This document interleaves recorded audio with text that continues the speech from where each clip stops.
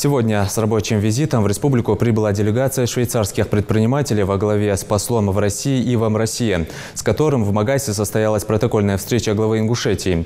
В делегацию также вошли начальник подразделения «Человеческая безопасность» МИД Швейцарии Хайди Грау и старший советник посольства Швейцарии в России Дагатея Кольде. Принимающую сторону вместе с руководителем региона представили главный федеральный инспектор Рашид Ашноков и сенатор Билан Хамчиев. Юнузбек Евкуров отметил, что республика заинтересована в развитии экономического сотрудничества с Швейцарией. Глава кратко рассказал послу о регионе и предложил ряд проектов для совместной реализации. К примеру, провести в Швейцарии Дни культуры Ингушетии, которые позволят жителям Швейцарии почувствовать душу и характер ингушского народа. Юнузбек Евкуров также отметил, что республика обладает значительным инвестпотенциалом. За последние годы в республике реализован целый ряд инвестпроектов, в том числе с участием иностранных инвесторов.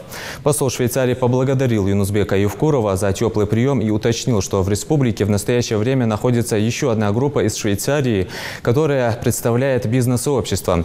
По словам Ива Россия, более предметным диалог будет во второй части программы визита, где предприниматели с обеих сторон смогут озвучить свои предложения и определить из них те, которые представят наибольший интерес.